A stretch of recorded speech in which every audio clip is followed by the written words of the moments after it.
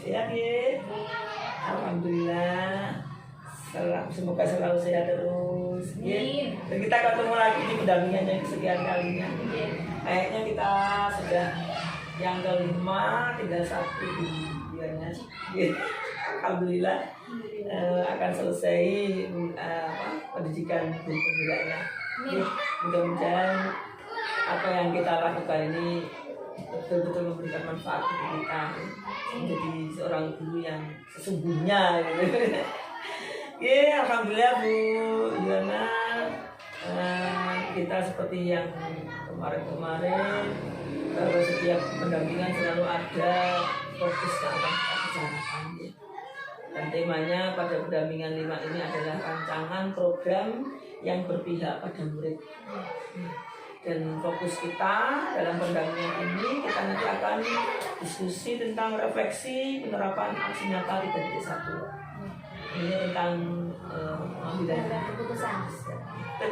Kemudian yang kedua kita nanti akan refleksi tentang rancangan program yang berpihak pada murid. Kemudian yang ketiga diskusi perkembangan komunitas praktisi. Nah tentunya Bu Yuwana di pendampingan 2 dulu sudah diberikan apa itu komunitas praktisi, bagaimana manfaatnya dan sebagainya. Nah ini aksinya. Kalau dulu sudah merintis, bagaimana kelanjutannya, tindak lanjutnya seperti apa? Ini nanti ada pertanyaan-pertanyaan dari saya. Gitu. Kemudian untuk penilaiannya adalah coaching tentang akademi, seperti akademik, penilaian sebagai coaching dan teman sejawatnya sebagai coachnya, teman sejawatnya sebagai coaching. Gitu. Dia Bu Yuwana nanti kita akan nanti saya melihat ini kemudian melakukan coachingnya dengan teman sejawat. Baik.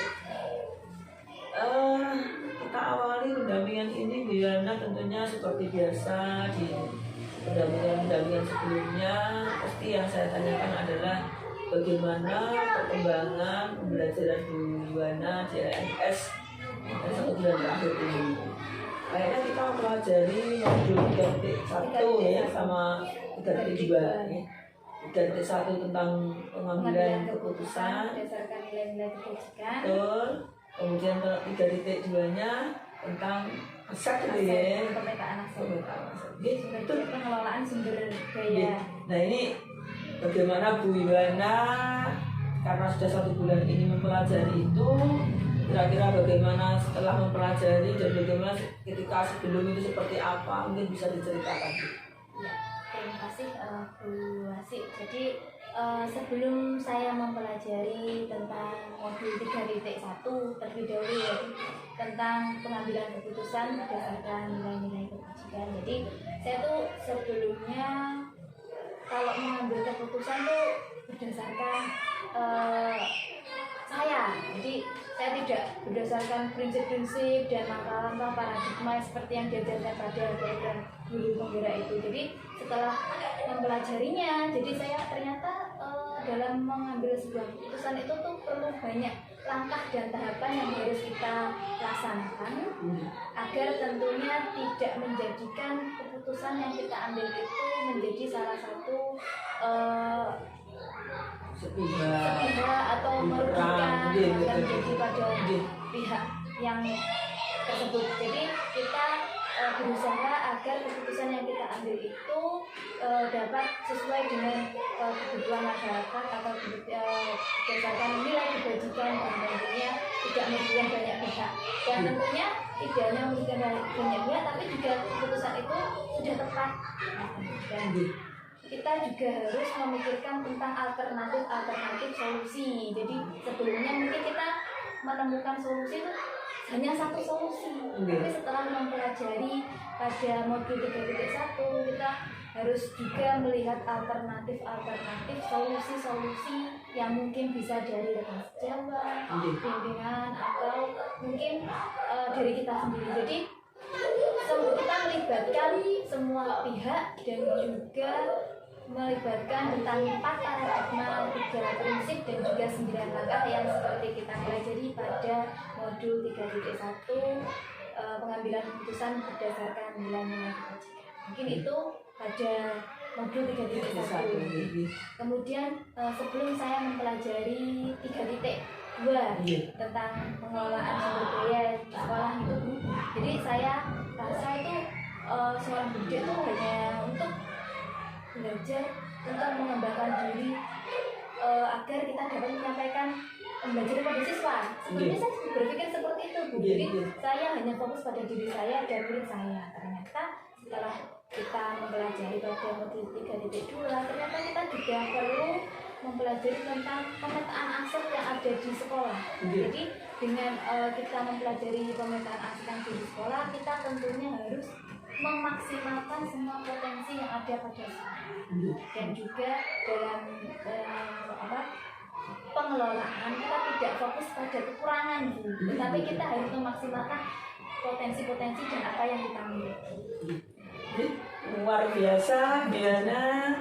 Jadi saya senang sekali mendengarnya. Memang seperti itu ya. Jadi ketika kita belum mempelajari modul 3.1, mempelajari modul 3.2, rasanya kayaknya ya kayak kita tuh hanya menjadi seorang guru yang seorang guru gitu aja. Tapi ketika sudah mempelajari itu kayak kita menjadi bertambah seorang guru yang sesungguhnya gitu ya. Apalagi dalam pengambilan keputusan itu kan betul-betul banyak hal yang kita ketahui dan tentunya ternyata apa yang kita lakukan itu sebenarnya masih banyak lagi hal-hal, langkah-langkah dan prinsip apa yang harus kita capai. Nah, jadi ada lanjutannya Bu Yohana nanti. Jadi ketika menjadikan prinsipnya apa yang dipakai, tentunya dikaitkan dengan kasus yang kejadian alami di sekolahan, kemudian langkah-langkahnya seperti apa, mungkin kita bahas di diskusi yang berikutnya nanti. Kemudian untuk pemetaan aset, betul itu. Jadi memang aset yang ada di kita setelah kita memetakan ternyata banyak sekali. Mungkin kita sebelumnya mungkin hanya beberapa gitu ya. Dan itu tidak begitu maksimal. Tapi ketika kita sudah mempelajari modul 3.2 ini betul-betul kita diajari untuk memetakannya dan bagaimana cara memaksimalkannya agar apa yang kita punyai, apa yang kita miliki ini bisa betul-betul bermanfaat dan memajukan lembaga kita. Ya, terima kasih luar biasa Fiona. Mudah-mudahan nanti kita menjadi orang-orang yang bisa memajukan pendidikan di Indonesia. Amin. Amin. Ya, berikutnya saya minta hasil observasi belajaran kemarin sudah gitu Fiona gitu. Jadi sebelum menjenengan di sini diminta ini memang sudah saya minta dulu karena mungkin saya harus memberi umpan balik tentang pendidikan coaching jenengan. Jadi mungkin barangkali sudah luar biasa, tapi mungkin ada satu sedikit penyempurnaan saja dari saya mungkin bisa menjadi masukan atau manfaat. Ya, Fiona, kita masuk di bagian itu pendampingan ya. Yang pertama itu adalah penerapan aksi nyata modul 3.1. Ini ada dua hal video. Jadi nanti kita diberitakan ke proses pembuatan kertas budayanya. Artinya memetakan nanti prosesnya dengan seperti apa. Kemudian nanti kita diskusi tentang proses pengambilan keputusan. Jadi setelah kita memetakan itu, tentunya kita akan harus mengambil sebuah keputusan. Nah, ini juga seperti apa? Tapi ada pertanyaan-pertanyaan pemantik yang akan saya ajukan ke dunia. Oke. Yang pertama, Bu Yohana terkait penerapan aksi nyata modul 3.1 ini. Pertanyaan saya adalah bagaimana Bu Yohana dalam menemukan atau mengidentifikasi sumber daya yang ada di sekolah. Nah, ini seperti apa? Atau bagaimana prosesnya penjenengan sampai bisa memetakan, mengidentifikasi sumber daya yang ada di sekolah. Jadi bagaimana saya mau memetakan apa anak-anak yang ada di sekolah itu tentunya kita mengobservasi ya Bu. Tentunya itu dalam mengobservasi sebuah lingkungan sekolah tidak hanya 1 hari, 2 hari saja. Jadi sebelum saya mengikuti pembelajaran guru penggerak ini kan tentunya saya juga sudah menjadi warga di SD SD Negeri 1 Munjuran. Kurang lebih selama 4 tahun. Jadi lumayan. ya sambil berjalan juga saya mengobservasi apa saja yang ada di aset-aset di jenjang 1. Jadi mulai dari 7 aset itu tadi ya Bu ya. Jadi setelah bertahap itu saya apakah sudah masuk sini. Jadi kelebihan apa dan mulai dari fasilitas, sarana-sarana, kemudian finansial, kemudian sumber daya lingkungan itu sudah saya lakukan observasi selama saya mengajar di sini. Mungkin itu yang bisa saya sampaikan. Mungkin begitu kita mempelajari modul 2 dan 3 titik ini menambah wawasan kita ya, bahwa ternyata aset itu tidak hanya ini ya. Jadi sebelumnya itu saya mikir gini Bu, pertama saya masuk di SD Negeri 1 Munjuran itu gini, mungkin juga ada di pikiran Indonesia kecil ya ternyata sekolahnya. Jadi itu kesalahan kita melihat dari kekurangannya memang halamannya kecil, tetapi bukan itu, di balik kekurangan itu tuh ternyata banyak sekali potensi-potensi yang dimiliki di SD Negeri 1 Munjuran. Jadi itu kita tidak hanya fokus pada lapangannya kecil ini nak itu pembelajarannya. Iya itu nak baca. Ternyata itu bisa kita laksanakan dan bisa kita lakukan untuk melaksanakan proses pembelajaran. Dan itu kelebihannya juga positifnya mengajak kita agar bisa berkreasi dan berinovasi dalam melakukan pembelajaran. Dengan adanya keterbatasan itu kita cari potensi apa. Berarti media-media ternyata di sini banyak sekali sarana dan prasarana yang bisa kita gunakan untuk menutup satu kekurangan. Luar biasa gimana? Jadi mungkin seperti yang disampaikan oleh Pak Wawan juga ya. Jadi ketika kita melihat sebuah lembaga kita, kalau kita berbasis masalah, tentu hanya itu saja yang kita dapati, hanya mencari solusi masalah itu. Tapi ketika kita berbasis aset, luar biasa banyak hal yang akan kita maksimalkan untuk aset-aset yang kita ketahui itu. Nah, seperti itu Milena ya. Jadi ini saya tunggu ini action jadi tentang bagaimana dalam pemetaan itu tentu banyak rancangan-rancangan program yang akan dilakukan oleh Bu Yuwana. Oke, saya lanjutkan Bu Yuwana. Jadi ketika penjaringan sudah menyampaikan bagaimana proses pemetaan menemukan identifikasi tentang sumber daya yang ada di sekolah, sekarang pertanyaannya adalah dalam proses itu tentu mesti ada kendala Bu Yuwana. Ini pertanyaannya gini, apa saja kendala dan tantangan yang Bu Yuwana hadapi saat melakukan identifikasi sumber daya sekolah dan bagaimana Bu Yuwana mengatasinya?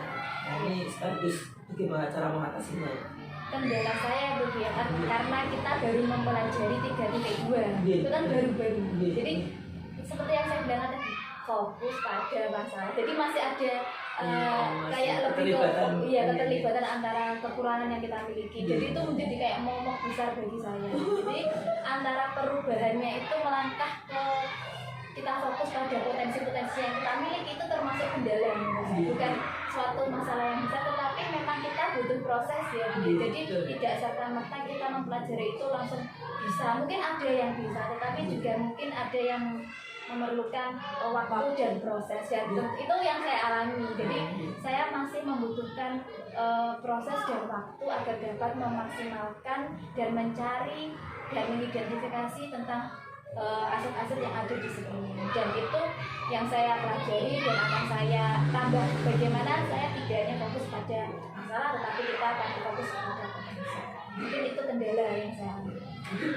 Luar biasa Bu Yuwana. Jadi memang tidak ada proses yang tidak ada kendala gitu ya. Mesti kita sedikit banyak pasti kita punya menghadapi sebuah kendala. Yang penting adalah ketika penjaringan menghadapi sebuah masalah dan bagaimana cara saya mengatasinya. Nah ini yang paling penting.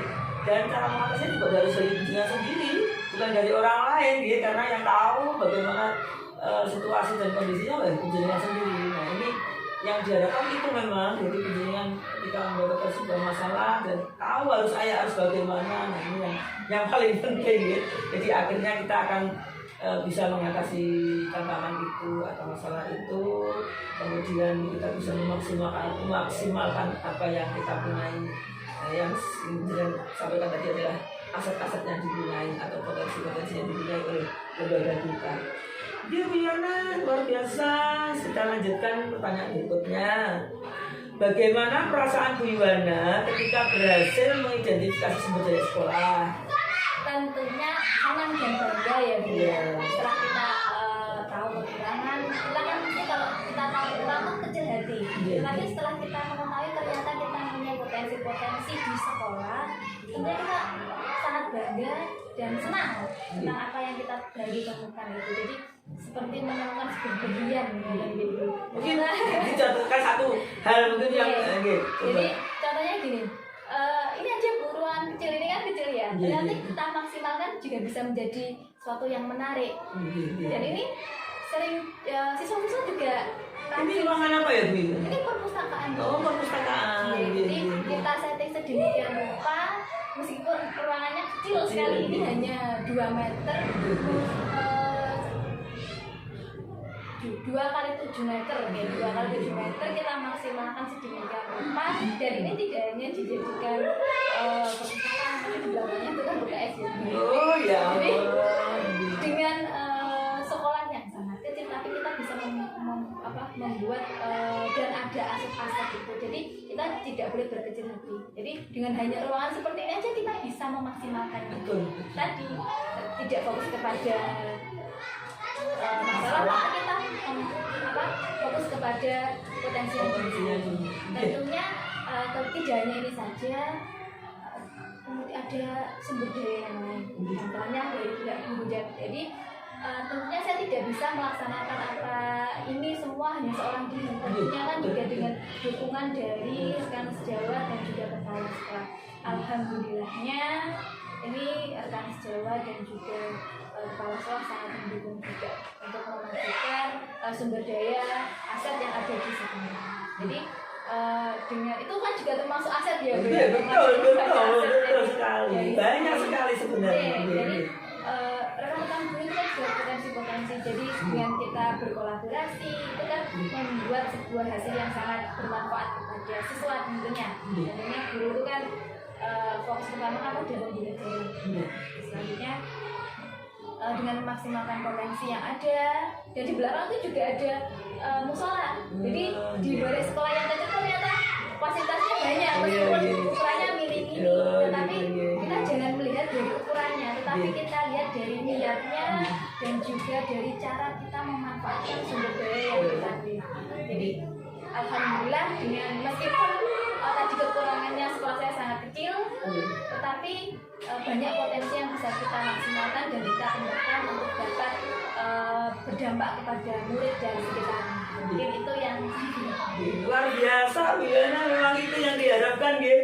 Jadi kita tidak boleh berbasis sesuatu yang kekurangan, tetapi kita berbasis kepada sesuatu yang kita miliki, apa itu sumber daya, aset-aset yang kita miliki itu bagaimana kita memanfaatkan, memaksimalkannya. Dan tentunya semuanya adalah demi murid kita, semuanya adalah tantangan apapun saja adalah demi program-program yang tujuannya adalah untuk murid kita dan orangnya tentu untuk memajukan sumber kita. Luar biasa. Dari senang itu ternyata banyak cerita yang panjang sekali. Bu Yana, saya lanjutkan pertanyaannya. Apa pertimbangan Bu Yana dalam menentukan sumber daya sekolah? Nah, ini pertimbangannya kira-kira apa? Saya gini, pertimbangannya dalam menentukan sumber daya. Ya, pertimbangan dalam menentukan sumber daya. Jadi pertimbangan saya ini tadi memaksimalkan apa yang dimiliki. Kita jangan fokus pada yang kekurangan. Jadi pertimbangannya kalau kita berhenti pada itu saja, kita tidak bisa maju, kita tidak bisa meningkatkan kualitas. Apakah gunanya kita dan bukan misalkan ditunjuk sebagai guru jika tidak bisa membuat dampak kepada murid. Jadi itu yang menjadi pertimbangan saya. Jadi kalau kita ada kekurangan, ya kita jangan berhenti di situ, kita bangun supaya kita dapat menjadi guru yang berdampak pada murid dan juga pada sekolah. Jadi itu lebih luar biasa benar, memang itu yang diinginkan ya. Jadi pertimbangan kita memang jangan kembali lagi kepada sebuah kekurangan atau masalah, tapi kepada apapun yang kita punyai. Dan yang kita punyai ini kalau kita mau maksimalkan, mungkin kita saja belum sampai banyak hal yang kita lakukan, itu masih banyak yang harus kita maksimalkan gitu ya. Artinya apa? Jadi sumber daya yang belum kita ketahui itu perlu digali lagi, dan kita perlu setelah kita menggalinya, dan tentu kita banyak rancangan program-program yang akan kita lakukan untuk memaksimalkan apa yang kita punya itu. Ya Bu Yona, luar biasa. Saya lanjutkan, apakah terdapat hal lain yang dapat dijadikan sumber daya sekolah yang belum Bu Yona temukan dalam proses yang sudah berlangsung? Ada enggak kira-kira yang berdasarkan 7 pemetaan aset itu menurut saya sudah lengkap semua, meskipun belum maksimal ya, jadi sudah lengkap tapi memang belum begitu maksimal karena kita kan masih tahap belajar ya Bu ya, jadi kita juga baru mempelajarinya, jadi kita tidak bisa serta-merta bilang sudah ada semua tuh aset di sini dan sudah kita maksimalkan, kan itu kan kita belum bisa bilang seperti itu, tapi kita memang sudah ada 7 asetnya, tapi sedang kita usahakan agar memaksimalkan. Jadi kita proses menuju memanfaatkan secara maksimal 7 aset yang dimiliki oleh kita. Biasa ya, mungkin saya lebih gini. Di sini lapangannya ada ya. Itu tadi Bu di depan itu aja. Lapangan desa atau lapangan sendiri? Oh, lapangan sekolah itu aja. Oh, ini halaman. Enggak, kan kemarin kayak di Bu Nirma itu sekolahnya dekat dengan lapangan. Kalau sini kalau menuju lapangan ya sekitar 500 meter. Oh ya, jauh juga nih. Artinya begini. Jadi kemarin sempat bertanya juga Bu Nirma itu, apakah lapangan ini juga masuk aset gitu kan? Itu bukan milik sekolahan. Tapi ternyata dengan saya kembalikan lagi pertanyaannya, kira-kira Bu Nirma bisa memanfaatkan apa enggak? Bisa, tapi dengan syarat harus ada izin, ada komunikasi, dan itu berarti penjenengan sudah melakukan ada sebuah tantangan dan jenengan punya solusinya gitu. Jadi itu mungkin apakah ini juga bisa dimasukkan? Bisa, kalau itu untuk demi kemanfaatan sekolahan, demi memaksimalkan, memajukan ke sekolah, itu saya kira masuk. Mungkin itu. Jadi apa yang dunia desa itu ternyata juga dapat kita jadikan sebuah aset gitu. Jadi ternyata saya tanya juga, ternyata apakah kakak juga sering diajak? Oh sering Bu, tekan gitu itu diajak belajar di luar, itu mungkin di lapangan. Katanya juga di pinggir-pinggir itu ada pohon-pohon yang rindang gitu. Jadi Diana, betul sekali kita memaksimalkan dengan aturkan 7 aset itu aja udah sangat banyak sekali ya. Jadi belum sampai kita ke kemana-mana, itu aja yang kita maksimalkan aja belum tuntas gitu maksudnya. Oke, terima kasih, kita sudah selesai tentang apa itu refleksi proses pembuatan kota swadaya ini. Nah, kita menuju kepada refleksi proses pengambilan keputusan. Nah, ini tentu ada berkaitan juga dengan itu. Nah, pertanyaannya adalah, berdasarkan hasil pemetaan yang Bu Yana lakukan, bagaimana hal tersebut mempengaruhi proses pengambilan keputusan? Jadi setelah memetakan, tentu akan berpengaruh tidak dengan keputusan yang diambil oleh Bu Yana? Menurut saya sangat berpengaruh. Tentunya setelah kita mempelajari pada modul 3.1 pengambilan keputusan sesuai dengan nilai-nilai kebajikan, jadi pemetaan itu juga sangat berpengaruh karena tentunya dalam pengambilan keputusan kita kan berdasarkan karena sudah tahu ternyata kita harus sesuai dengan 4 paradigma, kemudian 3 prinsip dan juga 9 langkah yang sudah kita pelajari dalam guru penggerak. Jadi pemetaan aset itu kan masuk kepada ini 3 prinsip kalau menurut saya itu, jadi berbasis dengan peraturan dan juga berbasis kepada rasa peduli. Kenapa kok rasa peduli? Karena dengan kita peduli dengan pemetaan aset, jadi kan kita juga memikirkan bagaimana baiknya. Nah ini juga masuk kepada 4 paradigma, berarti kan sudah adil dan juga rasa pasca. Jadi sangat berkaitan antara pemetaan aset dan juga pengambilan keputusan. Karena menurut saya itu sesuai dengan 4 paradigma dan juga prinsip yang sudah saya sebutkan. Luar biasa Bu Yana, memang betul sekali yang disampaikan. Jadi memang sangat berpengaruh sekali ya. Jadi ketika kita sudah tahu aset-aset yang kita punyai apa saja, dan itu sangat berpengaruh dengan pengambilan kita yang akan kita lakukan. Karena bagaimanapun juga ketika kita sudah merancang sebuah program, misalkan salah satu aja kita mengambil sebuah memaksimalkan aset salah satu, kemudian kita membuat sebuah program, rancangan program ya, tentu kita tidak akan lupa dengan pengambilan keputusan. Nah ini tentu sangat berpengaruh sekali ya. Jadi saya pikir memang kalau jawaban pertama berpengaruh itu sudah sangat begitu ya. Selanjutnya Bu Yana, apa hal yang menurut Bu Yana masih perlu dikembangkan atau perlu dievaluasi? Dalam hal Mungkin ya, iya, aset mungkin gini Bu Yana, lebih kepada ketika penyidikan sudah melakukan pemetakan aset, ya, kemudian ini sudah ada rancangan sebuah program apa yang harus akan direncanakan, dan tentunya ini kira-kira yang perlu dikembangkan itu apanya, dan mungkin yang perlu dievaluasi apanya.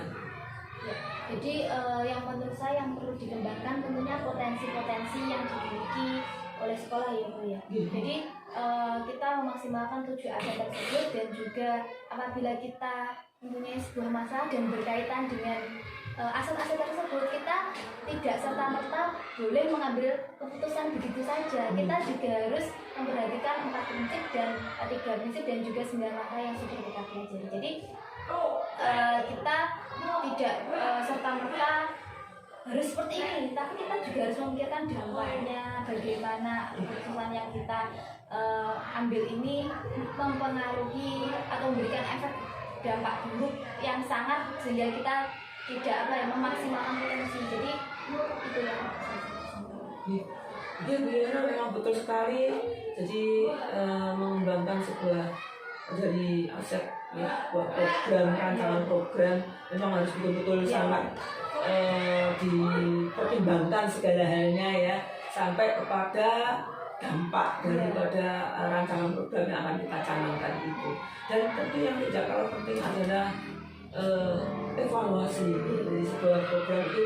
Kira-kira nanti yang akan kita evaluasi apanya ya, yang mungkin yang tidak menjadi kendala dan lain sebagainya. Tentu itu merupakan sebuah kalau saya melihat itu sebuah rangkaian di. Jadi kalau hanya sebuah program kemudian dilaksanakan tanpa ada pengembangan, ada evaluasi, kayaknya kayak slogan aja.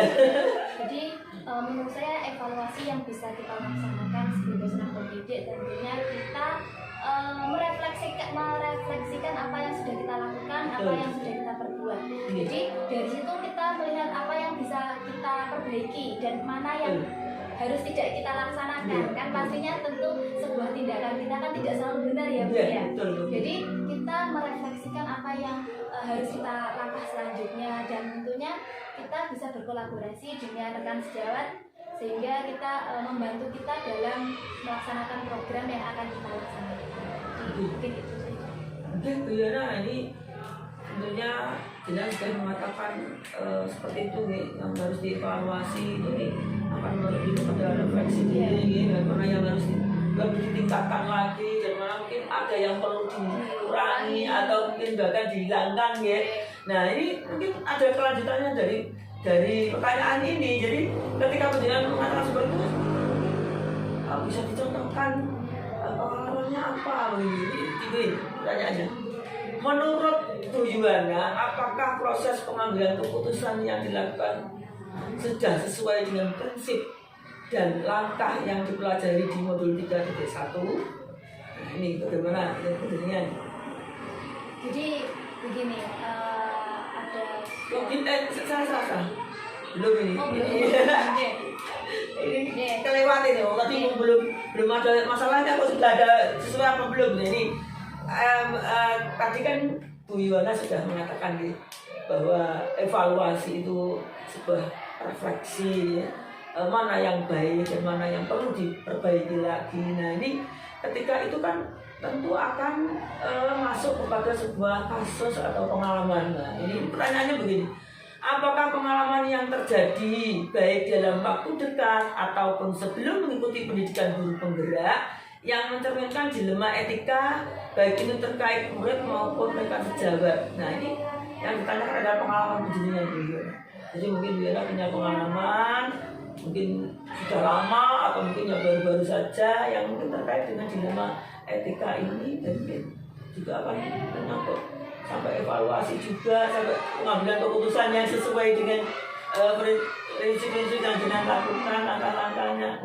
Jadi ini ada sebuah kasus. Iya. Ini juga berkaitan dengan pemetaan aset tadi. Jadi kan kita harus fokus memaksimalkan potensi yang ada di sekolahnya. Ini terkait tentang perpustakaan.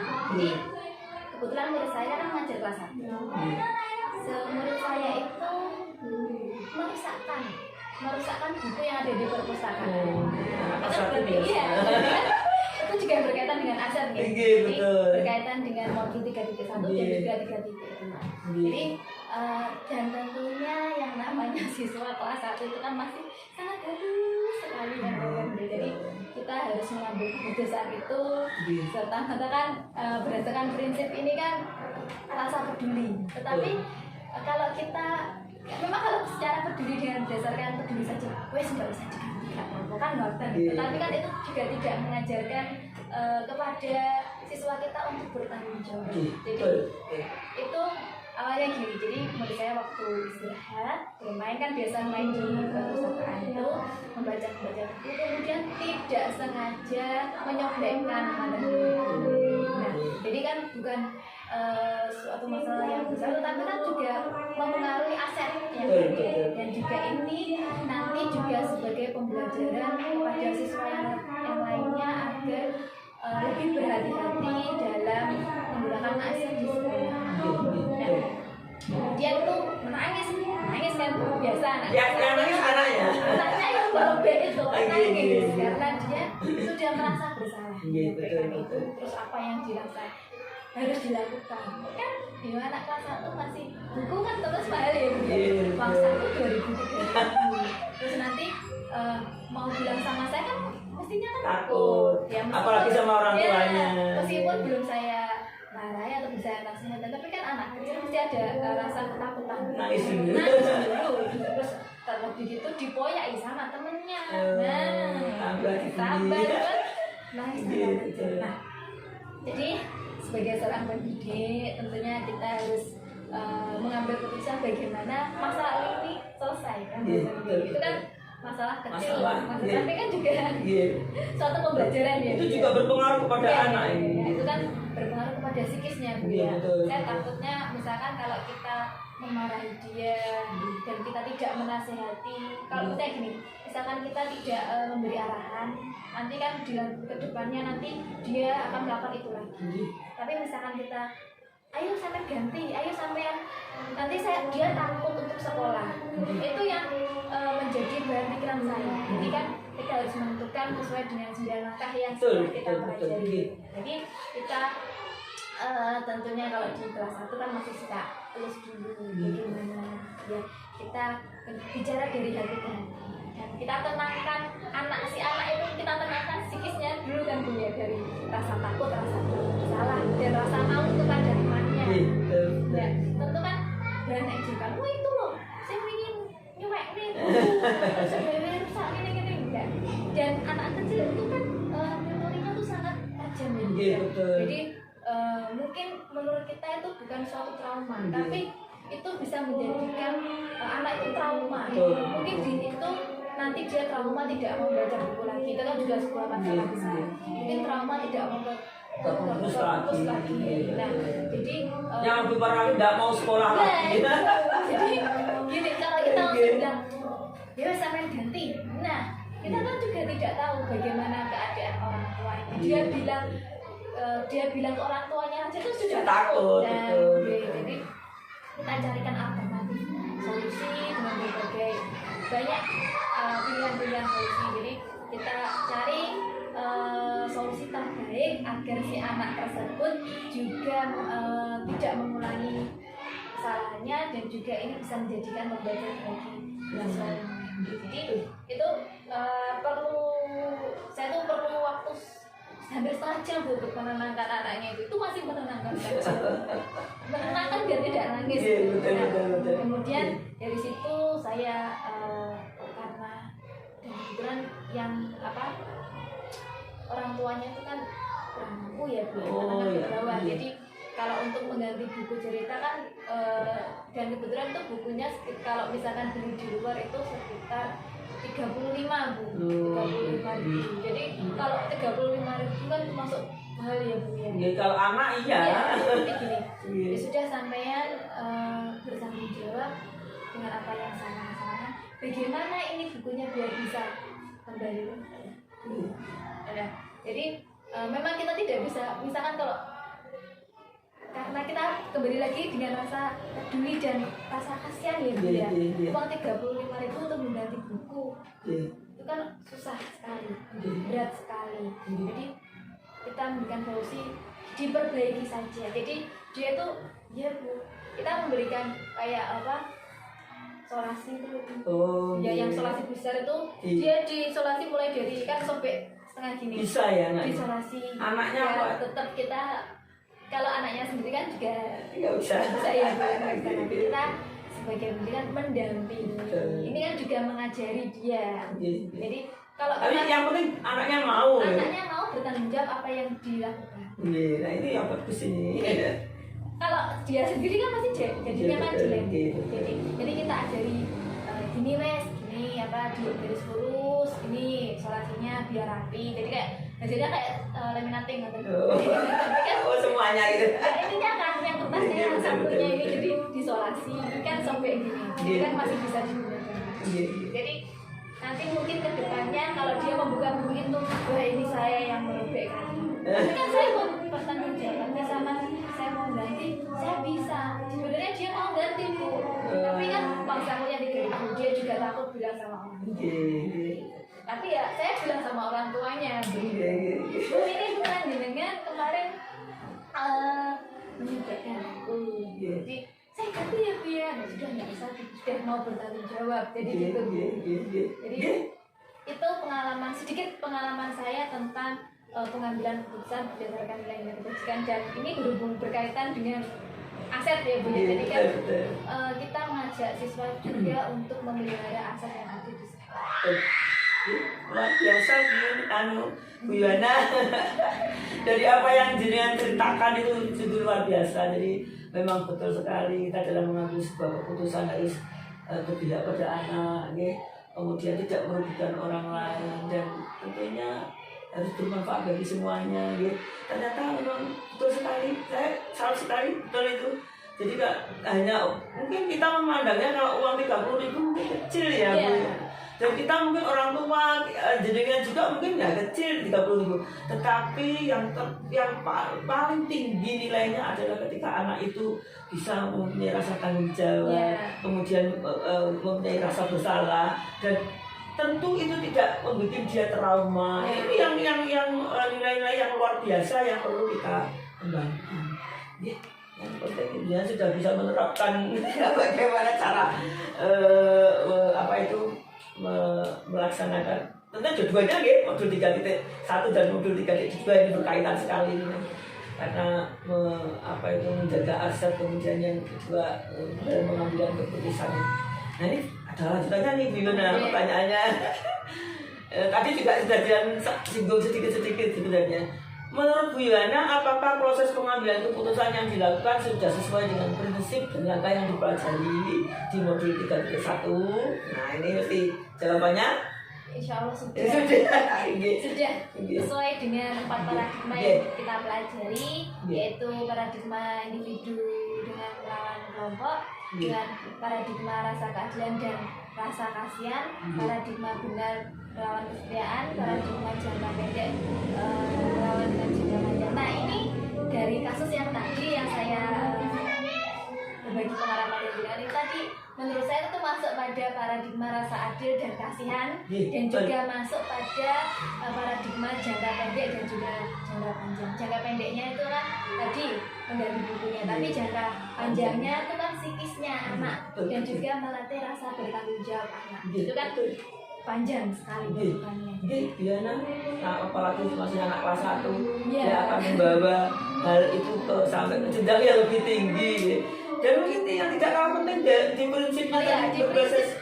Kemudian selain 4 paradigma itu tadi juga masuk pada 3 prinsip, berpikir berbasis hasil akhir, berbasis peraturan, dan juga rasa peduli. Menurut saya itu sudah semuanya masuk.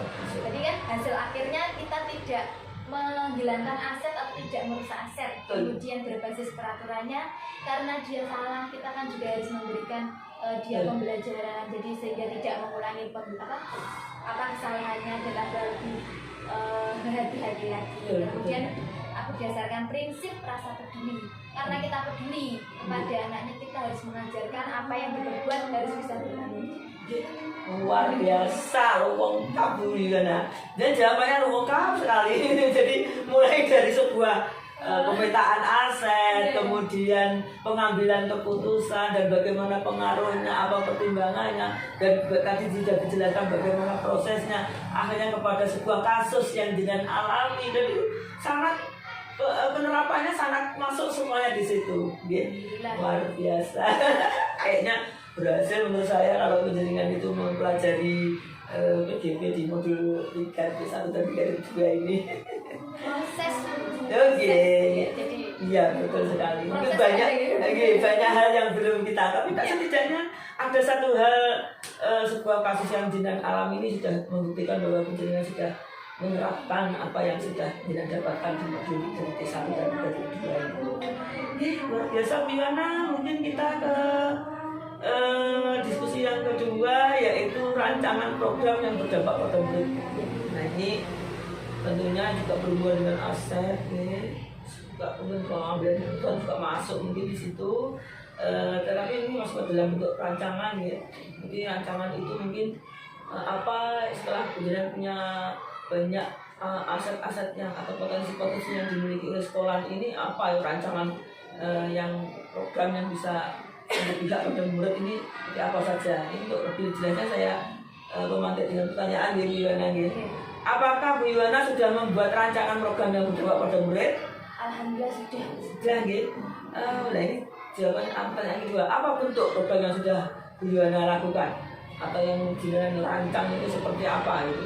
Jadi kemarin itu kita sudah di ruang kolaborasi ya Bu. Iya betul. Kan kita berkolaborasi dengan teman untuk membuat sebuah program intrakurikuler, co-curricular dan juga ekstrakurikuler. Betul sekali. Saya ini merancang program intrakurikuler. Jadi dengan memanfaatkan potensi yang ada di sekolah saya, ini saya mengambil pada aset sarana sekolah yaitu perpustakaan.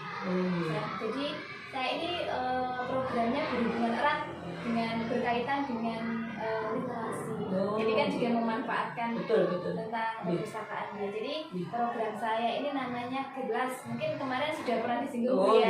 Nah, di diskusi kemarin kemarin itu tentang saya begini sempat di benak saya gini, kok nggak gelas saja ya, kok gelas ya. Kan kalau gelas itu kan anak-anak itu lebih kepada pena gitu loh, mengingatnya gelas. Mungkin bisa.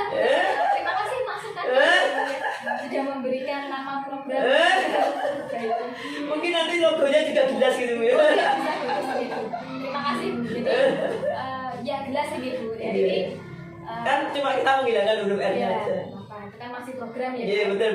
Tapi memang ini sudah kegiatannya tuh sebenarnya sudah berjalan. Tetapi kan yang namanya program kan pasti ada perencanaan dan lain sebagainya. Itu kita maksimalkan. Jadi mungkin ada perubahan yang dari tadi program saya yang namanya Gelas juga karena ada masukan yang dengan menghilangkan huruf R, dan menurut saya itu juga sebuah kata dan program yang menarik ya. Jadi mungkin bisa kita ubah ya. Namanya rencana kan bisa kita tambah atau kita kurangi. Jadi kita programnya itu yang saya rencanakan masih di kelas 1. Jadi kita menanamkan kepada anak didik kita kan kelas 1 itu kan masih dasarnya di sekolah dasar. Nah, jadi kita mengajak siswa itu agar mau dan minat untuk membaca. Nah, salah satu literasi itu kan juga membaca ya. Jadi kita program saya ini memang kan gerakan literasi berkualitas. Jadi kita karena banyak sekali literasi, saya hanya memfokuskan kepada agar minat siswa itu pada membaca dan juga literasi itu tumbuh gitu. Jadi menumbuhkan minatnya pada siswa. Kan kelas 1 masih banyak yang belum lancar.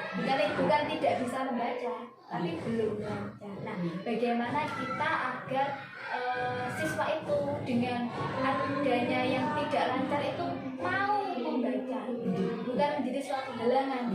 Jadi kita menyediakan kebetulan di sekolah saya banyak cerita. Nah, cerita bergambar. Jadi siswa dengan bantuan cerita bergambar itu yang tidak bisa membaca, bukan yang tidak bisa membaca, belum lancar membaca kan pasti dengan adanya ceritanya gambar-gambar yang menarik itu kan membantu dia.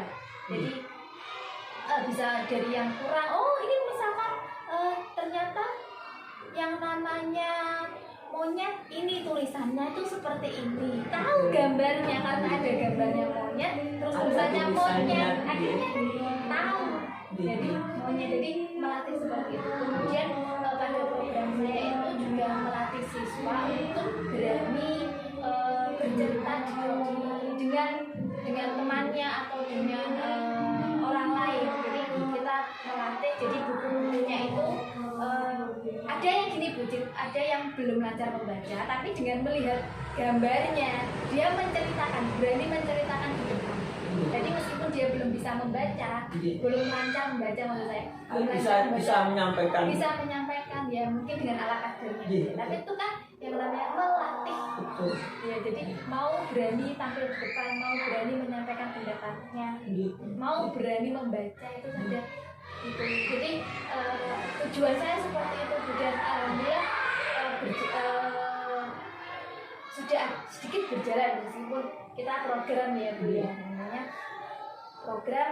Jadi sudah kalau sudah berjalan berarti bukan sebuah rancangan lagi ya? Ini sudah masih rancang, masih rancangan, tetapi karena bisa dijalankan sambil merancang, jadi sambil berjalan kita juga merancang bagaimana mungkin programnya ini ditambahi apa lagi, kan kita juga mengevaluasi ya Bu ya. Jadi programnya dari kita belum program fix apa saja yang kita rencanakan di situ, tetapi saat kita juga ikut melaksanakan kita kan tahu kekurangan dan kelebihan. Oh berarti misalkan ini program ini nggak perlu dimasukkan dulu karena di kelas 1 kayak mesti membaca puisi dan lain sebagainya. Berarti kan belum masuk di sini. Berarti ini tulis kelas 1 gitu? Saya rencanakan masih di kelas 1. Mungkin nanti kalau sudah berhasil ke kelas selanjutnya terus dilanjutkan. Oke. Jadi programnya karena belum fix ya Bu. Jadi kita kayak sambil uji coba sambil merancang. Itu yang saya lakukan. Jadi kita kalau saya berpikir seperti ini Bu, kalau kita hanya merancang saja, angan-angan itu cungur, tapi kalau kita tidak bisa mempraktekannya. Jadi kan kalau kita sambil mempraktekannya, kita tahu kekurangannya, kita tahu kelebihannya. Jadi saya ini programnya jadi sambil merancang dan sedikit menguji cobakan. Mungkin saya lebih tanya ke kapan gitu, kapan itu waktunya, mungkin seminggu sekali atau setiap hari atau mungkin pulang sekolah, mungkin bisa dijelaskan. Nah, kalau di saya program itu Jumat dan Sabtu ya dia. Tapi kan karena kita sebagai pendidik itu ternyata kita sebagai pendidik itu kan banyak kegiatan ya. Jadi kita juga menyesuaikan waktu. Jadi tidak Jumat Sabtu. Misalkan seminggu 2 kali bisa di hari apa. Karena lebih fleksibel. Iya, lebih fleksibel karena kalau kita Jumat Sabtu yang namanya guru mungkin kita ada kegiatan apa pagi atau lain-lain. Terus itu nanti kalau misalkan kita programkan Jumat Sabtu gitu ya, karena ini saya masih program saya sendiri, jadi kan masih belum bisa diwakilkan. Beda lagi kalau misalkan program itu bisa diwakilkan, itu kan kita misalkan kita ada di jalan akal dari dinas, kita bisa nitip istilahnya kan mantan game. Tetapi karena kita masih rintisan, masih menumbuhkan, jadi kan kalau kita tidak terlibat langsung itu kan masih belum optimal. Jadi rencananya seminggu 2 kali. Kalau waktunya rencananya Jumat Sabtu, tapi bisa kondisional tergantung dengan keadaan. Mungkin Bu ya, dalam perancangan penjenengan itu kira-kira intensnya, isinya, mungkin tadi kan Jenengan aturkan kalau mungkin ada gambar, kemudian ada namanya nih, misalkan gambarnya monyet, bulu-bulunya juga monyet gitu. Kira-kira mungkin sudah memenuhi sampai berapa gitu Bu Yuwana buku-buku yang dirancangnya itu? Kebetulan saya juga sedang menulis bukunya juga Bu ya. Jadi untuk membaca itu saya coba dan juga melihat dari sumber yang lain itu kan dibuat tahapan. Ya saya juga mencoba membuat juga mungkin dengan apa yang saya buat nanti juga bisa bermanfaat bagi saya. Jadi ada acuannya kan buku membaca itu sekitar 6 tingkat. Tapi dari buku itu saya coba mau meramu sendiri nanti ke depannya agar dapat memperlancar program itu. Saya membuat buku juga, tetapi ya saya sesuaikan dengan kondisi anak sendiri. Kemudian selain buku, karena kelas 1 kan fokus membaca, dan juga untuk penunjangnya saya ada buku cerita fabel-fabel gitu. Luar biasa Bu Yana, sangat menginspirasi sekali. Jadi memang anak-anak itu mungkin kalau hanya 1-2 buku aja mungkin kurang ya Bu Yana gitu. Karena anak itu semakin dia tertarik, dia akan minta lagi, dan seperti tadi itu harus menjadi sebuah tantangan penjenengan bagaimana menyiapkan sebuah buku-buku yang menarik mereka, kemudian selain menarik juga bermanfaat untuk mereka gitu ya. Dia Bu Yuwana luar biasa sekali, saya senang sekali mendengarnya dan menginspirasi sekali, bahkan mungkin bisa ditularkan kepada yang lain ya Bu Yuwana gitu. Kayaknya kita sudah baru mulai. Selanjutnya Bu Yuwana, jadi ketika penjenengan sudah merancang sebuah program yang berpihak pada anak tadi, kira-kira dukungan apa saja yang Bu Yuwana perlukan untuk menerapkan program yang sudah buat itu? Jadi saya memerlukan dukungan yang pertama tentunya atasan ya Bu kepala sekolah. Jadi saya matur kepada Bu kepala sekolah bahwa saya punya program gelas gitu tadi ya. Jadi untuk menunjukkan baca anak, dan kebetulan kepala sekolah itu sangat mendukung. Kemudian saya juga mendapatkan dukungan dari rekan sejawat. Jadi itu saya minta bantuan teman saya itu Bu Fitri dan juga Kak Dery untuk menemani saya pembantu kelas 1 dalam berliterasi. Jadi semuanya juga membantu, cuman lebih spesifiknya seperti itu. Jadi menemani, kalau dan rekan sejawat saya tuh perannya masih, rencana saya tuh masih, karena saya tidak ingin merepotkan terlalu banyak ya Bu. Jadi menemani saat siswa tersebut membaca. Jadi kalau misalnya ada yang salah, membenarkan. Sementara masih itu dulu. Saya punya pengalaman lebih kepada sharing ya dari Bu Yuwana. Saya dulu pernah memegang perpustakaan di sekolah saya yang dulu pernah.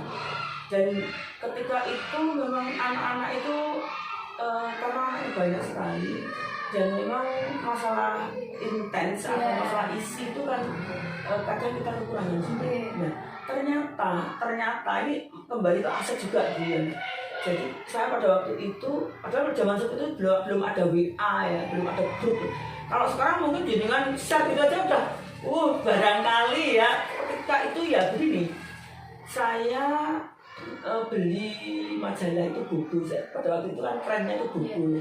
Saya intinya saya pinjamkan istilahnya apa ya, gantian gitu kan, dengan hanya beberapa gitu, hanya berapa buah, padahal anaknya banyak sekali kan. Nah itu kan kurang sekali. Ternyata dari situ ada wali murid itu yang tahu, kebetulan pas giliran anaknya itu mengatakan, Bu, jenengan umpama saya beri majalah buku itu mau, ya mau sekali Bu. Akhirnya seperti itu. Jadi ketika itu beliau majalah buku itu ternyata anaknya sudah biasa membaca itu, dan bekas-bekasnya itu banyak sekali, semua disumbangkan ke sekolahan. Dan ternyata anak-anak ya sangat senang sekali dan banyak sekali yang dibaca kan, dari mulai episode berapa gitu. Alhamdulillah itu sangat membantu sekali juga. Maksud saya begini, barangkali dari wali murid yang mungkin ada yang seperti itu bisa kita manfaatkan sih. Kebetulan belum ada, Belum ada. tapi ini saya yang nanya. Jadi saya di rumah punya beberapa buku fabel-fabel gitu, sekitar 16 tipis-tipis gitu. Punya ponakan saya dulu, jadi saya bawa ke sini aja, kan sekarang sudah besar. Jadi saya bawa ke sini tipis-tipis, tapi dibaca seperti ini kan ada. Jadi satu anak sudah pegang, sudah bisa satu anak ini sudah pegang. Ambil. Ini anaknya sudah pegang buku satu-satu, ini sudah ditentukan. Ini pun bukunya beraneka judul, dan kebetulan juga kan kita kedapatan bantuan dari kampung. Alhamdulillahnya juga dari bantuannya itu ada buku-buku cerita. Jadi itu ya bisa saya ya juga untuk menambah literasi politik. Mungkin kalau pengalaman saya itu mungkin lebih kepada pengembangannya aja, mungkin di kelas atas, mungkin karena majalah buku itu kan majalahnya juga tulisannya kecil-kecil untuk kelas atas gitu ya. Jadi biasanya luar biasa.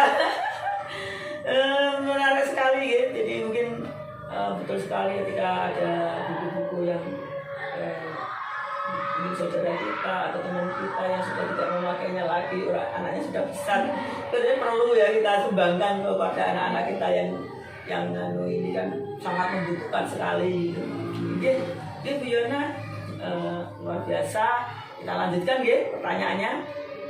Kemudian setelah Bu Yona mendapatkan sebuah dukungan dari pihak, sekarang apa yang menjadi tantangan Bu Yona dalam melaksanakan rancangan program ini?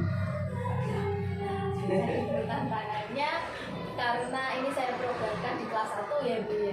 Jadi tantangan saya bagaimana cara atau program apa saja yang sesuai kepada siswa kelas 1, tapi tidak terlalu tinggi tetapi juga berkualitas, karena gerakan saya kan gerakan literasi berkualitas. Jadi kalau tentunya kan kalau kelas 1 untuk membuat sebuah cerita kan terlalu tinggi. Jadi tetapi saya ingin mencoba mencari program atau membuat program yang bisa melatih kreativitas anak juga. Jadi selain menunjukkan minatnya pada literasi juga kreativitasnya.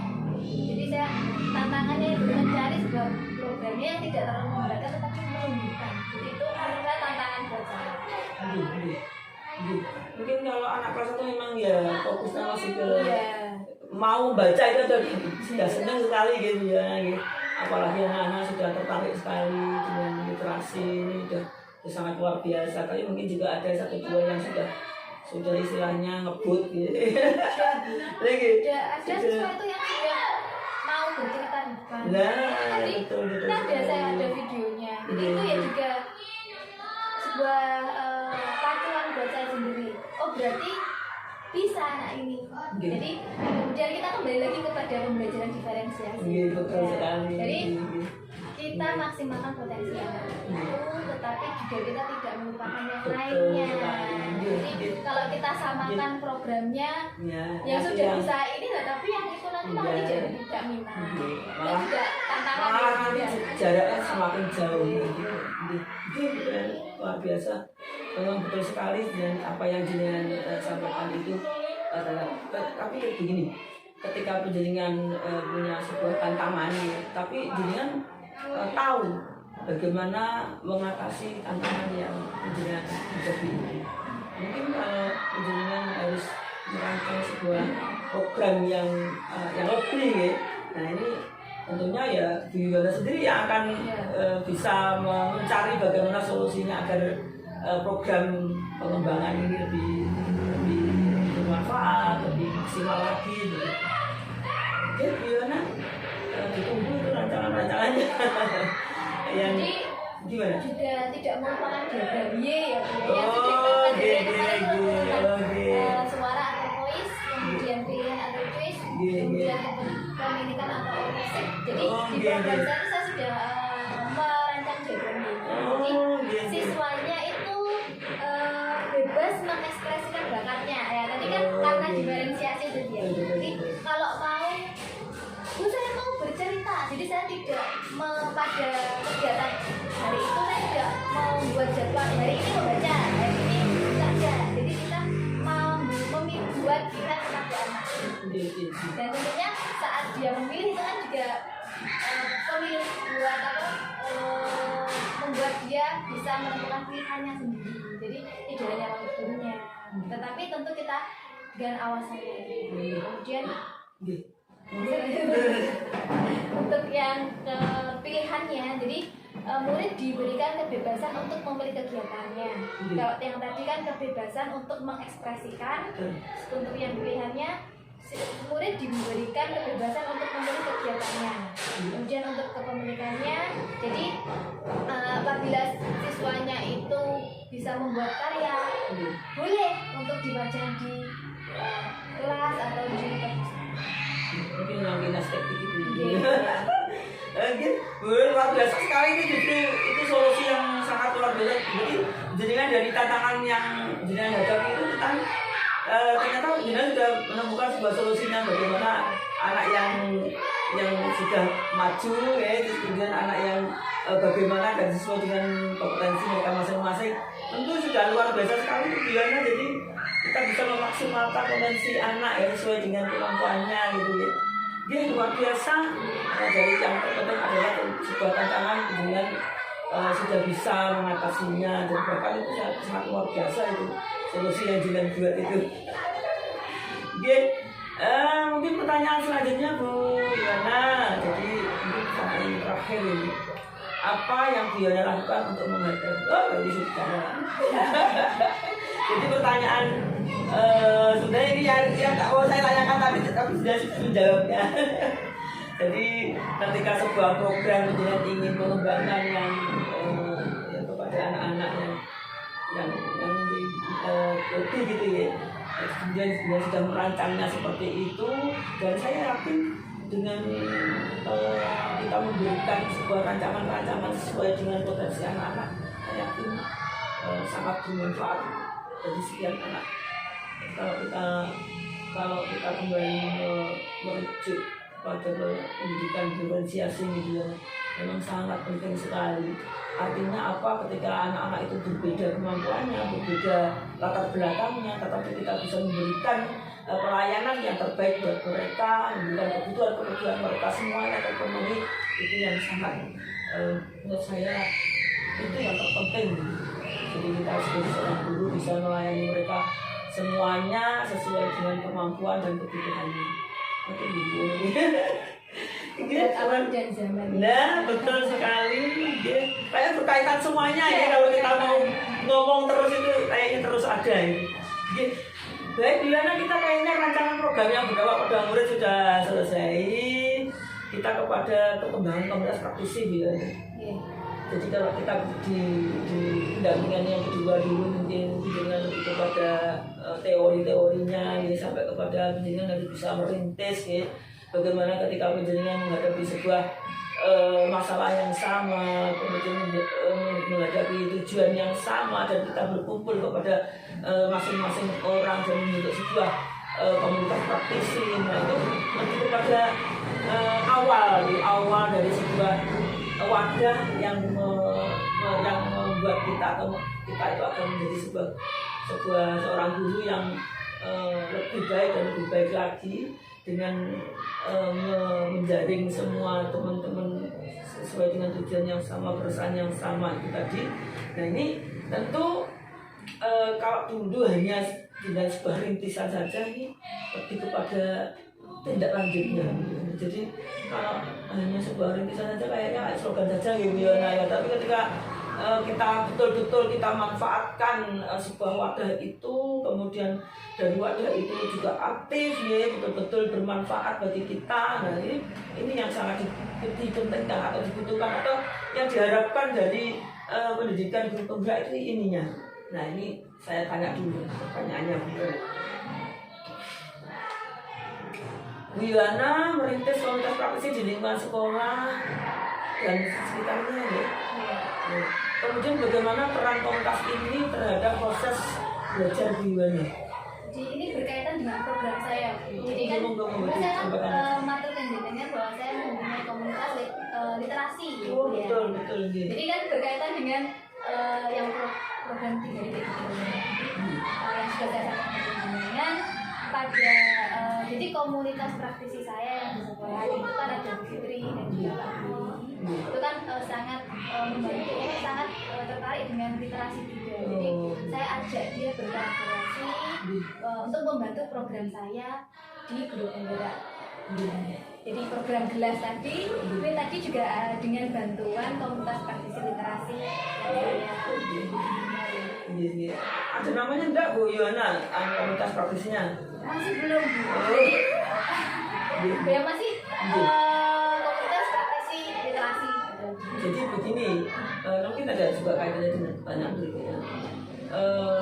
Ini kan belum ada tindak lanjut dari perintisan yang Jinan buat ini. Jangan sampai program-program atau rancangan-rancangan program di dalam komunitas praktisi yang Jinan buat itu tidak ada dokumennya. Jadi, jangan sampai itu tidak ada dokumennya, kemudian tidak ada administrasinya. Artinya apa? Mungkin kita pertemuan berapa kali sekali kita ketemu dan itu tertulis sekali, dan apa yang kita bahas dan apa itu apa yang kita lakukan itu didokumentasikan. Ini yang terpenting sekali. Mungkin nanti juga ada tagihannya nanti. Jadi saya lanjutkan dulu aja ya, ya pertanyaannya ya. Apa saja perubahan menyenangkan yang Bu Yohana alami dari rekan di komunitas praktisi? Perubahan yang menyenangkan kira-kira. Kan karena saya menjalankan rancangan program ini, karena juga berkaitan dengan literasi, tentunya komunitas saya kan senang ya.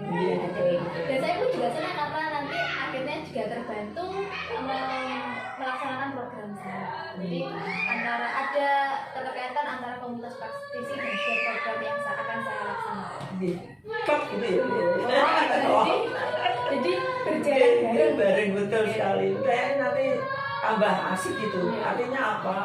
Tentunya ada teman sesama yang intinya suka dengan literasi gitu sama, dan itu saya yakin tujuannya juga sama dan keresahannya sama, dan sangat-sangat membantu sekali dalam mewujudkan rancangan pendidikan tadi. Satu dayung dua tiga. Nah, betul sekali. Ini Bu Yohana bagus sekali ini. Memang yang diharapkan seperti itu Bu Yohana ya. Jadi nanti akan terlihat. Nah ini dampaknya pasti kepada kemajuan dari lembaga kita, lembaga ini pendidikan pasti. Anak-anaknya jadi pinter-pinter, jadi senang dengan membaca dan banyak sekali nanti akibat-akibat atau dampak-dampak dari program pendidikan. Baik, saya lanjutkan Bu Yohana. Apa rencana yang akan dilakukan komunitas praktisi Bu Yohana setelah program ini selesai? Ini tadi Bu. Iya, betul. Karena tentunya kan kalau program selesai, ya buat apa? Betul. Tetap kita melanjutkan, dan juga saya harap nanti komunitas saya kedepannya juga lebih aktif dalam membantu program saya di sekolah yang akan saya laksanakan. Jadi tidak hanya selesai sampai itu saja komunitas praktisinya, tetapi kita akan mencoba membuat program-program yang lainnya. Mungkin tidak hanya program gelas saja, mungkin kedepannya saya bersama komunitas praktisi literasi yang saya rintis itu bisa membuat atau melahirkan program-program baru yang tentunya juga akan bermanfaat kepada murid saya, dan saya harap kedepannya tidak hanya pada murid saya, mungkin komunitas yang saya dirikan ini atau saya rintis ini bisa bermanfaat kepada sekitar. Mungkin kedepannya dari sekolah saya nambah ke kos mungkin ya. Sedikit aja sementing kita melakukan pergerakan atau peningkatan. Itu sekali luar biasa. Bahkan mungkin pengembangannya ke kelas-kelas berikutnya begitu Bu Yana. Dan itu banyak PR yang akan kita lakukan gitu ya. Jadi luar biasa Bu Yana, apa yang jenengan lakukan. Tentunya ini berikutnya adalah pertanyaannya, apa dukungan Bu Yana perlukan untuk komunitas praktisi Bu Yana agar bisa terus bekerja bersama ini. Dukungannya ya apa? Ada dua dukungan yang signifikan. Yang pertama tentunya motivasi ya Bu. Motivasi tidak hanya dari angkatan tetapi juga dari rekan sejawat, dan tentunya mungkin ada dukungan-dukungan lain dari luar yang membantu komunitas saya. Itu yang pertama, dukungan motivasi. Jadi motivasi dari berbagai jadi itu semakin mengokohkan program kita saat kita jenuh. Jadi kan tentu kan kalau kita hanya namanya sebuah program ada kejenuhan. Kalau tanpa adanya motivasi atau dukungan dari orang lain kan kita pasti ya sudah gitu aja. Tapi kan dengan adanya dukungan atau motivasi kita kan semangat untuk lanjut. Yang pertama itu motivasi. Untuk yang kedua mungkin bisa dukungan dengan bantuan bisa bantuan karena program awal kita kan itu literasi, mungkin dukungan dari pihak luar atau pihak sekolah atau murid itu yang mau menyumbangkan luar biasa. Itu udah lengkap itu Bu Yana, itu aja mungkin sudah mewakili semuanya. Banyak luar biasa, saya senang sekali mendengarnya. Mungkin ya, saya ulangi lagi, yang sangat terpenting sekali adalah dari apa yang jenengan rancang di sebuah komunitas itu dengan tulis semuanya, dengan tertulis ya, teradministrasi maksudnya, dan terdokumentasi. Itu yang paling penting, karena meskipun jenengan banyak menceritakan seperti itu, tapi kalau buktinya tidak ada kayaknya ya mungkin hanya sebuah kata-kata gitu ya. Karena mungkin orang-orang yang jauh itu lihatnya kan tidak secara nyata, tetapi ketika mungkin di sekitar sini aja tahu mungkin ya, tetapi ketika orang lain, nah ini ketika jenengan dokumentasikan, apalagi jenengan unggah di YouTube atau di media sosial yang mungkin banyak orang melihat, itu akan menguatkan apa yang kita lakukan di komunitas tadi. Mungkin ada yang ingin saya tanyakan Bu terkait dengan komunitas praktisi. Jadi terkait administrasi, jadi administrasi apa yang mungkin saya butuhkan agar dapat menguatkan bahwa saya itu melaksanakan komunitas praktisi. Mungkin ya, mungkin penjenengan di komunitas praktisi itu kan di komunitas praktisinya kan literasi ya, literasi apa gerakan literasi berkualitas. Dari situ jenengan rancang kira-kira apa saja. Mungkin yang pertama adalah jelas di kelas 1 mungkin ditambah lagi dengan rancangan yang berikutnya apa. Nah, itu kan akan tertulis. Mungkin yang pertama itu, dan itu pun berkelanjutan, apa artinya berkelanjutan gitu ya, untuk kesinambungan. Jadi mungkin pelaksanaan itu yang sedang aturkan seminggu 2 kali itu sudah tertata programnya gitu. Mungkin ada program lagi, misalkan pengembangan dari gelas itu di kelas 2 misalkan. Nah di kelas 2 ini kan tentu lain programnya. Nah tentu program di kelas 2 pun kita juga akan menyesuaikan anak yang kelas 2 gitu. Kalau kelas 1 mungkin lebih kepada ini, tapi kelas 2 mungkin lebih pengembangan lagi, mungkin lebih kepada bukan gambar bercerita, tapi mungkin lebih kepada majalah yang TK, tapi yang sudah bagus itu, yang sudah banyak tulisannya kecil-kecil pas saya buat dia. Jadi artinya kalau yang gambar bercerita itu kan tulisannya susah gitu ya, tapi yang itu lebih banyak lagi ya. Maksudnya narasinya lebih banyak lagi ya, mungkin seperti itu. Kemudian saya yakin Bu Yona lebih tahu nanti keresahan. Jadi nanti kita bicarakan aja dengan komunitas yang ada, kira-kira program-program kita yang lainnya seperti apa ya.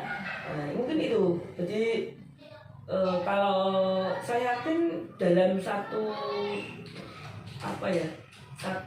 istinya satu komunitas itu ya, itu ada 2 program yang sudah terlaksana udah bagus. Semisal gitu ya. Iya. Misal itu ini masih rencana saya karena tadi mendengar jurusan kan berarti butuh bukti banyak mungkin gitu.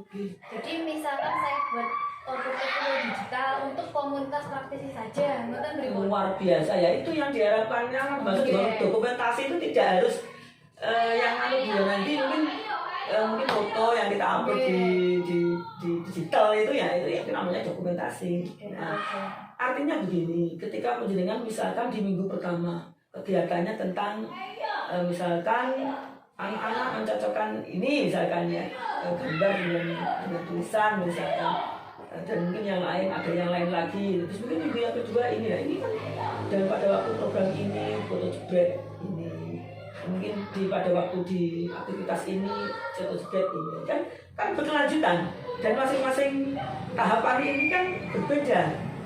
Ya mungkin ada satu ini belum selesai, kita lanjutkan di tahap kedua misalkan itu saja. Tetapi kan dari sini dengan sini juga berbeda, meskipun sama mungkin ya, masih dalam tahap itu mencocokkan gitu, tetapi kan sudah lain.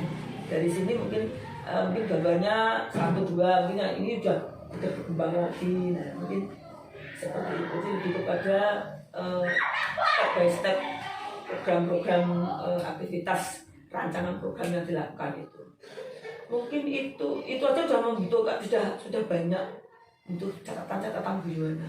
Artinya di minggu pertama mungkin di hari ini sama ini apa saja, dokumennya apa saja, ini narasumbernya siapa saja, yang mendampingi siapa saja. Ini kan sudah banyak catatan di situ. Itu hanya satu program itu. Tapi kalau jangan lebih mengembangkan lagi di program yang lain. Kan tidak menutup kemungkinan bahwa di sebuah komunitas praktisi mungkin kan Pak Geri mungkin di kelas yang lain, nah ingin juga mengembangkan seperti itu, masukkan saja di situ. Nah, mungkin Pak Bu Fitri, Bu Fitri apalagi kan guru agama ya. Nah, saya yakin agama sangat mendukung dengan literasi, karena memang di agama sendiri Iqra bismi rabbikal ladzi khalaq. Nah, itu sudah sangat makanannya bagi guru agama itu Bu Yohana. Jadi sangat, kalau penjelasan nanti ngomong-ngomong bagaimana untuk programnya Bu Yohana, Bu Fitri itu seperti apa, nanti pasti akan ada dari Bu Fitri. Ya Bu Yohana, mungkin itu kita ke selanjutnya untuk cross check Bu Yohana ya. Karena kita tadi sudah mengadakan coaching supervisi akademik ya, artinya apa dari pertanyaan ini lebih kepada cross check dari apa yang sudah kita lakukan. Ya. Mungkin kalau ada pengembangan penjelasan ini menyampaikan dulu. Yang pertama adalah ini tentang dialog pasca observasi pembelajaran. Tentunya yang tidak lakukan dengan teman sejawat. Menyampaikan tujuan percakapan dan hasil analisis data observasi pembelajaran pemeriksaan sejawat. Ya, gitu tadi gitu. Tutup gitu, ditutup. Gitu. Dan gitu tadi mungkin bisa diputar nanti videonya. Kemudian melakukan percakapan umpan balik dalam percakapan CGP, menemukan area pengembangan dan perbaikan diri yang hendak dilakukan kepada rekan sejawat. Dan kita sudah mendengar karena saya ikut tadi. Dan ini catat hasil umpan balik pada catatan percakapan pasca observasi kelas format ambil di modul 2.3. Itu di format tadi yang saya sampaikan. Kemudian percakapan perencanaan area pengembangan sudah Bu Yohana tadi, kita nanti tinggal putar aja di videonya dan jangan catat aja di lembar yang sudah disediakan. Kemudian rencana aksi pengembangan diri di LK7 ini. Nah ini jenengan bisa melihat seperti kemarin ketika saya sama jenengan dan saya harus minta tanda tangan jenengan untuk menyepakati itu. Nah ini bisa dilihat lagi mungkin gitu ya. Kemudian perencanaan aksi pengembangan diri Rekayasa dicatat pada lembar rencana pengembangan diri di format ambil di modul 2.3 pada bagian aksi nyata. Mungkin tidak, mungkin itu yang saya maksudkan di LK7 itu. Baik Bu Yohana, kayaknya kita sudah selesai ya. Pasca penilaian rangkaian coaching ini adalah masuk di penilaian coaching Bu Yohana. Jadi videonya nanti video tentang coaching seperti akademik dan analisisnya itu tadi nanti juga akan saya upload ya, jadi sebagai penilaian dari BGP. Baik Bu Yohana, kayaknya kita sudah selesai. Mungkin saya harus kepada mengingatkan dan kita merevisi kembali apa yang kita bicarakan tadi Bu Yohana di bagian akhir pendampingan ini. Kalau dulu mungkin di pendampingan beliau sebelumnya kita lebih kepada menanyakan apa yang menarik dari yang kita bicarakan dari awal sampai akhir tadi. Seperti itu Bu Yohana, ini saya Bu Yohana. Ini pertanyaannya begini.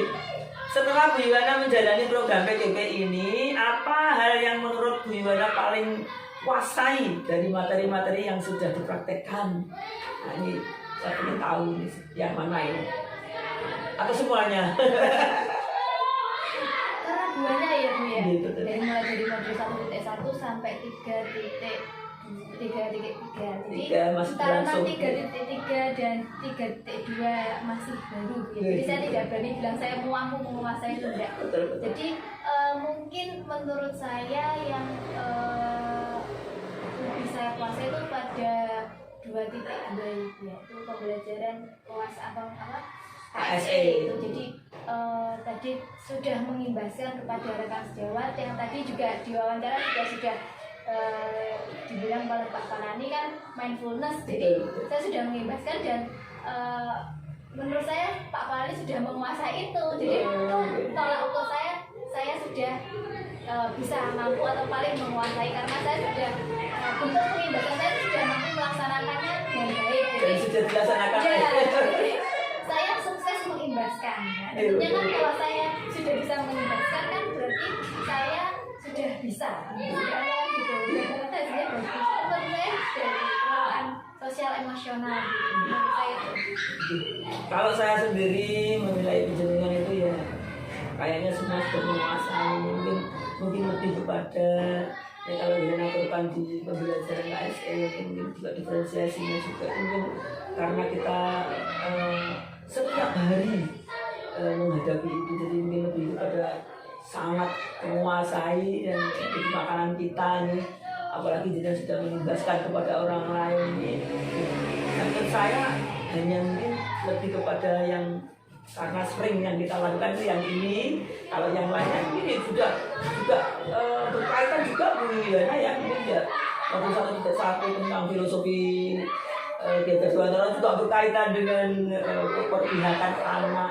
Saya kira semuanya berkaitan, cuma mungkin lebih kepada yang penerapan di ASE-nya mungkin dengan aturan. Karena menurut saya itu kan juga ilmu baru bagi saya. Jadi saya lebih tertarik dan lebih berusaha mempelajari apa itu lagi. Dan ternyata dengan saya bisa mampu mengimbaskan dengan baik itu suatu kesuksesan luar biasa buat saya. Jadi suatu apa ya Bu? Jadi motivasi untuk saya bisa kepuasan tersendiri. Jadi tidak hanya berhenti di itu saja. Jadi saya mencoba mencari lagi variasi-variasi lagi bagaimana, dan karena saya melihat itu pengaruhnya sangat besar. Jadi sosial emosional kepada anak. Jadi kita melatih anak agar mampu mengendalikan emosinya. Jadi saat kita perubahannya besar. Jadi lihat siswa lebih tenang. Jadi apa yang kita sampaikan itu lebih masuk. Jadi saat menurut saya ya Bu ya, dengan kita melakukan variasi begitu banyaknya, tetapi kalau anaknya belum siap, emosinya belum mampu, itu juga nggak masuk. Oke, luar biasa Bu Yohana. Jadi memang betul sekali ketika penjaringan sudah menjalani itu semua, memang itulah yang dikuasai, ya, sangat dikuasai sekali. Tetapi apa itu kalau menurut saya sendiri memang dari kan saya sudah mengikuti pantauan pembelajaran jenengan gitu ya. Itu kan saya juga melaporkan Bu Yana. Jadi ketika saya mendampingi penjenengan ini mungkin ini tugas Bu Yana ya, tetapi saya tidak itu hanya intinya resminya mungkin ya, tetapi saya juga lebih kepada betulkah ini sudah berimbas betul, PGP yang dilakukan Bu Yana itu betul-betul sudah diimplementasikan. Nah, ini memang kepuasan saya tersendiri juga ini sebagai PP saya, karena memang saya tidak hanya menjalankan tugas menurut saya, karena saya juga lebih kepada kebermanfaatan penjenengan di PGP ini seperti apa. Nah, ini yang membuat keterpuasan saya sendiri sebagai seorang PP ini. Jadi tidak hanya melaksanakan sebagai tugas saja, tetapi lebih kepada kebermanfaatannya dan gitu. Kemudian ini pertanyaan berikutnya nih Bu Yana, berkaitan juga ini. Materi apa yang Bu Yana rasakan masih membingungkan dan ingin dipelajari lebih dalam? Yang masih membingungkan ya. Kalau menurut saya yang membingungkan karena masih baru ya 3.3.